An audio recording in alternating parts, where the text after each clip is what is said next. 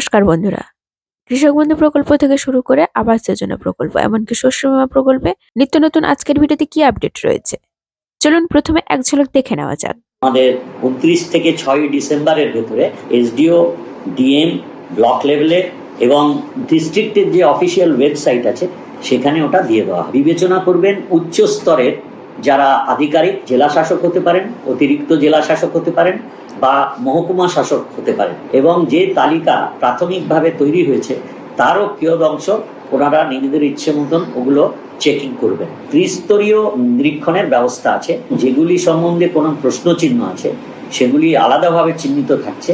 উচ্চ স্তরের যারা আধিকারিক তারা গিয়ে এটা আলাদাভাবে যাচাই করছেন। আমরা 11 লক্ষ বাড়ি ডিসেম্বরে ছাড়বো। 3 বছর কেন্দ্রীয় সরকার আমাদের গ্রামীণ আবাসের কোনো টাকা দেয়নি। তাছাড়াও 1,70,000 কোটি টাকা আমরা পাই। এখনো 50 লক্ষ মাটির বাড়ি বাংলায় আছে। 50 লক্ষ আমরা করতে পেরেছি 13 বছরে, প্লাস আরো 1.5 লক্ষ বাড়ি যাদের বন্যায় ভেঙে গেছে, তাদেরটা আমি ইনক্লুড করব, যেখান থেকেই হোক না কেন টাকা জোগাড় করব। তো দেখতেই পেলেন বন্ধুরা, আবাস যোজনা প্রকল্প নিয়ে আমাদের পঞ্চায়েত মন্ত্রী প্রদীপ মজুমদার আপনাদের সামনে কি তুলে ধরেছেন। এমনকি আমাদের মুখ্যমন্ত্রী মমতা বন্দ্যোপাধ্যায়ও যে ডিসেম্বর মাসে আপনাদের আবাস যোজনা প্রকল্পে টাকাটি দিতে চলেছেন সে ব্যাপারেও কিন্তু আপনাদের জানিয়ে দিয়েছেন। ইতিমধ্যে আপনারা জানেন যে কৃষক বন্ধু প্রকল্পের টাকা আপনাদের ব্যাংকের অ্যাকাউন্টে ধীরে ধীরে ঢুকতে শুরু করে দিয়েছে। এই নিয়ে বিভিন্ন রকম ভাবে SMS ও আপনাদের মোবাইলে আসছে। তারও একটি ছোট্ট প্রমাণ আপনাদের সামনে তুলে ধরবো। সব বিষয়ে খুঁটিনাটি তথ্য আজকের ভিডিওতে আপনারা জানতে চলেছেন, তাই ভিডিওটির সাথে থাকুন। আর যদি ভিডিওটি ভালো লাগে অবশ্যই কিন্তু একটা ছোট্ট লাইক দিয়ে বন্ধু বান্ধবদের মধ্যে অবশ্যই এই তথ্যটি শেয়ার করতে ভুলবেন না। এমনকি আপনারা জানেন যে আবাস যোজনা প্রকল্পে লিস্ট আউট হয়ে গেছে। লিস্ট আউটের পরেই কিন্তু আপনাদের অভিযোগের পর্ব শুরু হয়েছে। এই নিয়ে কিন্তু বিভিন্ন পঞ্চায়েত দপ্তরে বক্সের আকারে আপনাদের অভিযোগের আবেদনপত্রও জমা করছেন। কি ভিত্তিতে কিন্তু এই 3টি বক্স রাখা হয়েছে? যারা টাকা পাওয়ার যোগ্য নয় তারাও কি টাকা পাচ্ছেন সেটা কি আপনি জানেন? যদি জানেন অবশ্যই কিন্তু আপনিও অভিযোগ করতে পারবেন। তাই বন্ধুরা, ভিডিওটি যদি জানতে চান অবশ্যই কিন্তু ভিডিওটির সাথে থাকুন। আর যদি আপনি আমার চ্যানেলটি এখনো পর্যন্ত সাবস্ক্রাইব করেননি তাহলে বলবো চ্যানেলটিকে সাবস্ক্রাইব করে অবশ্যই পাশে থাকা বেল নোটিফিকেশনটিকে অন করে দেবেন। তো চলুন বন্ধুরা, প্রথমে কৃষক বন্ধু দিয়ে শুরু করছি। কৃষক বন্ধু প্রকল্পে আপনারা জানেন যে আমাদের মাননীয় মুখ্যমন্ত্রী মমতা বন্দ্যোপাধ্যায় 21শে নভেম্বর একটি কিন্তু সাংবাদিক সম্মেলনের মাধ্যমে প্রকাশ করেন যে উনি কৃষক বন্ধু প্রকল্পে দ্বিতীয় কিস্তির টাকা কিন্তু উনি রিলিজ করলেন। তো এই নিয়ে কিছু জনের কৃষকের অ্যাকাউন্টে ক্রেডিট হলেও প্রায় বলতে গেলে 90% কৃষকদের অ্যাকাউন্টে কিন্তু কৃষক বন্ধু প্রকল্পের টাকাটি ক্রেডিট হয়েছিল না মঙ্গলবার পর্যন্ত। তারপরেই কিন্তু ধীরে ধীরে 27 তারিখ থেকে কিন্তু আপনাদের ব্যাংকের অ্যাকাউন্টে টাকাটি ক্রেডিট হতে শুরু করেছে। তারই একটি ছোট্ট প্রমাণ আপনাদের সামনে তুলে ধরছি। ইনি হচ্ছেন একজন উপভোক্তা, যিনি আমার কিন্তু সাবস্ক্রাইবারও বটে, এমনকি পরিচিতও। তো উনার ব্যাংকের অ্যাকাউন্টে 27 তারিখে যে ক্রেডিট হয়েছে টাকাটি, তারপর থেকেই যেহেতু আমি আমার কোনো রকম ভাবে কারণবশত ভিডিওটি তুলে ধরতে পারিনি, তাই কিন্তু আপনাদের সামনে ভিডিওটি তুলে ধরছি। তো উনি টাকাটি যে পেয়েছেন উনার কিন্তু আপনাদের সামনে প্রমাণটি তুলে ধরেছি। তার সাথে সাথে ওনার কাছে কিন্তু গতকালই একটা SMS এসছে। ওই SMS এ কি লেখা আছে অবশ্যই তুলে ধরেছি, দেখুন। ওটা কিন্তু এগ্রিকালচার ডিপার্টমেন্ট থেকেই পাঠানো হয়েছে। দেখুন বন্ধুরা, TMAGRICT নিচেই বাংলাতে লেখা আছে, দেখুন। প্রিয় সাথী, আমার অঙ্গীকার অনুযায়ী কৃষক বন্ধু নতুন প্রকল্পে আর্থিক সহায়তার পরিমাণ আগের তুলনায় দ্বিগুণ করে বছরে সর্বাধিক 10,000 টাকা ও সর্বনিম্ন 4,000 টাকা করা হয়েছে, যা আগের মতোই 2 কিস্তিতে পাওয়া যাবে। রবি 2024-25 মরশুমের জন্য এক কিস্তি 2,300 টাকা 24/11-26 তারিখে, অর্থাৎ উনি কিন্তু 26 তারিখে টাকাটি পেয়েছে। আমার হয়তো কথাটি একটু বলা ভুল হয়েছে, আমি প্রথমেই 27 তারিখ বলে দিয়েছিলাম। না বন্ধুরা, উনি 26 তারিখে টাকাটি পেয়েছেন, ব্যাংক অ্যাকাউন্টে জমা করা হলো। ভালো থাকবেন, সুস্থ থাকবেন। আপনারা ভালো থাকলে আমরা ভালো থাকি, কারণ কৃষি আমাদের গর্ব, আপনারা আমাদের গর্ব। শুভেচ্ছা সহ, মমতা ব্যানার্জি। তো বন্ধুরা, এটা যে সরকারের তরফ থেকে, অর্থাৎ আমাদের মাননীয় মুখ্যমন্ত্রী মমতা বন্দ্যোপাধ্যায়ের তরফ থেকে যে একটা SMS এসছে সবার মোবাইলে।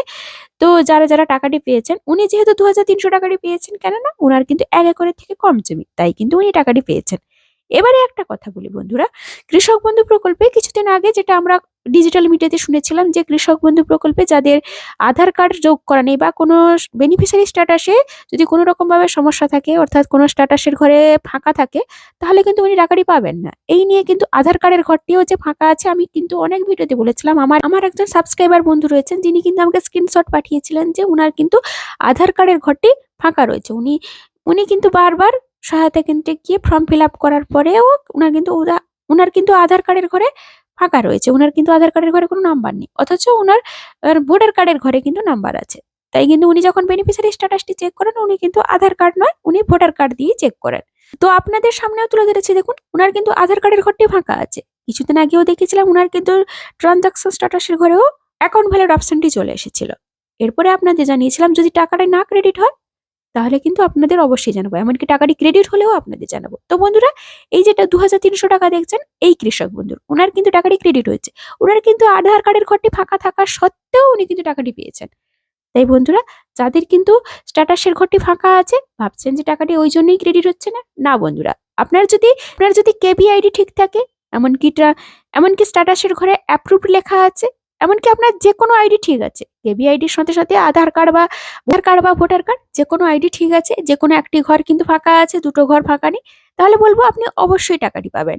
আপনার কিন্তু টাকা পেতে কোনো রকম ভাবে সমস্যা হবে না, আপনি কিন্তু দ্বিতীয় কিস্তির টাকাটি পেয়ে যাবেন। যেমন করে এই কৃষক বন্ধুর দাদা ভাই কিন্তু টাকাটি পেয়েছেন, 2300 টাকা কিন্তু ওনার ব্যাংকের অ্যাকাউন্টে ক্রেডিট হয়েছে, আপনার সামনে প্রমাণ সহ তুলে ধরলাম। এবারে আসি বন্ধুরা আবাস যোজনা প্রকল্প নিয়ে। আবাস যোজনা প্রকল্পে আপনারা জানেন যে ইতিমধ্যে লিস্ট আউট হয়ে গেছে।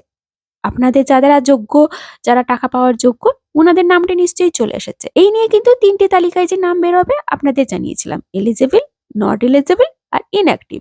এ ব্যাপারে আপনাদের বিস্তারিত তথ্যও আগের ভিডিওতে জানিয়েছিলাম, যারা দেখেননি আমার আগের ভিডিও অবশ্যই ফলো করুন, তাহলেই আপনারা জানতে পারবেন। এবারে আপনাদের জানিয়ে দিই বন্ধুরা, আপনারা যারা অভিযোগ করতে চাচ্ছেন অভিযোগের ভিত্তিতে, অর্থাৎ যাদের কিন্তু নামটি লিস্টে নেই বা হয়তো লিস্টে আছে, উনি টাকা পাবেন, এরকম একটা বিভিন্ন রকমের সমস্যা রয়েছে। এই নিয়ে কিন্তু আপনাদের গ্রাম পঞ্চায়েত অফিসে 3টি বক্স রাখা আছে, আপনারা যেখানে অভিযোগ করতে পারেন। তো ওই 3টি বক্সে কি কি রয়েছে আপনারা নিশ্চয়ই সামনে ছবি দেখতে পাচ্ছেন, এরকম আকারে কিন্তু 3টি বক্স রয়েছে। তো প্রথম নম্বর, দ্বিতীয় নম্বর, তৃতীয় নম্বর দেখতেই পাচ্ছেন 3টি কিন্তু বক্স রয়েছে। প্রথম নম্বর বক্সে কি রয়েছে, যাদের নাম তালিকায় আছে, যাদের টাকা পাওয়ার তালিকায় নাম আছে, তাদের বিরুদ্ধে যদি আপনাদের কারোর অভিযোগ থেকে থাকে, তাহলে প্রথম বক্সে আপনাদের অভিযোগপত্রটি জমা দিতে হবে। অর্থাৎ বুঝতেই পারছেন বন্ধুরা, যদি কেউ টাকা পাওয়ার যোগ্য, আপনি জানেন যে উনি কিন্তু টাকা পাওয়ার যোগ্য নয়, উনার হয়তো পাকা বাড়ি আছে, 2তলা 3তলা পাকা বাড়ি আছে, উনি টাকা পাওয়ার যোগ্য নয়, বা উনি আগে আবাস যোজনা পেয়েছেন তারপরেও পাচ্ছেন, তাহলে আপনারা অবশ্যই ওখানে গিয়ে কিন্তু অভিযোগ করতেই পারেন। এটা কিন্তু আপনি অভিযোগ যদি করতে চান তাহলে কিন্তু আপনি প্রথম বক্সে অভিযোগ করবেন। এবারে দ্বিতীয় বক্সে কি রয়েছে না, দ্বিতীয় বক্সটি হলো সেই জন্য যাদের নাম তালিকায় থাকা সত্ত্বেও যারা টাকা পাবেন না, অর্থাৎ যাদের নাম বাতিল লিস্টে আছে, তারা দ্বিতীয় নম্বর বক্সে নিজের অভিযোগপত্রটি জমা দেবেন। জমা দেওয়ার শেষ তারিখ হলো 3রা ডিসেম্বর, যেটা কিন্তু আপনাদের প্রদীপ মজুমদার, আমাদের যে পঞ্চায়েত মন্ত্রী যে বলেছেন, ওটা কিন্তু আপনারা ভিডিও শুরুতেই শুনেছেন। কোনো কোনো গ্রাম পঞ্চায়েতে 3 নম্বর বক্স রাখা হয়েছে, যেটা নিশ্চয়ই আপনারা লক্ষ্য করছেন। এই বক্সটি তাদের জন্য যাদের নাম টাকা পাওয়ার তালিকায় অথবা টাকা না পাওয়ার তালিকায় কোনোটাতেই নেই। এই বাক্সে সেই সব আবেদনকারী কিন্তু বাড়ি পাওয়ার জন্য আবেদন করতে পারেন। তো বুঝতে পারলেন বন্ধুরা, এই 3টি বাক্স কি জন্য রাখা হয়েছে, নিশ্চয়ই আপনাদের কোনো বুঝতে অসুবিধা হলো না।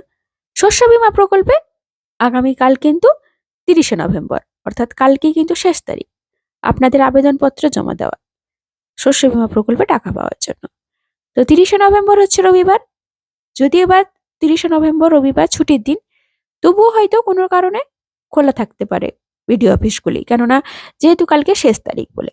তাই আপনারা যারা কিন্তু এখনো পর্যন্ত আপনাদের আবেদনপত্রটি জমা করেননি, বলবো শীঘ্রই গিয়ে আপনারা আবেদনপত্রটি জমা করুন, কেননা 30শে নভেম্বরের পরেই কিন্তু ডিসেম্বর মাসের 2য় সপ্তাহের পর থেকেই কিন্তু আপনাদের ব্যাংকের অ্যাকাউন্টে শস্য বীমা প্রকল্পে টাকা ঢোকার সম্ভাবনা কিন্তু খুবই রয়েছে, কেননা 23শে ডিসেম্বরের পর থেকে কিন্তু আবাস যোজনা প্রকল্পে টাকা দেওয়া শুরু হবে। তাই কিন্তু আবাস যোজনা প্রকল্পে টাকা পাওয়ার আগে কিন্তু আপনারা শস্য বীমা প্রকল্পে টাকাটিও কিন্তু পেয়ে যেতে পারেন।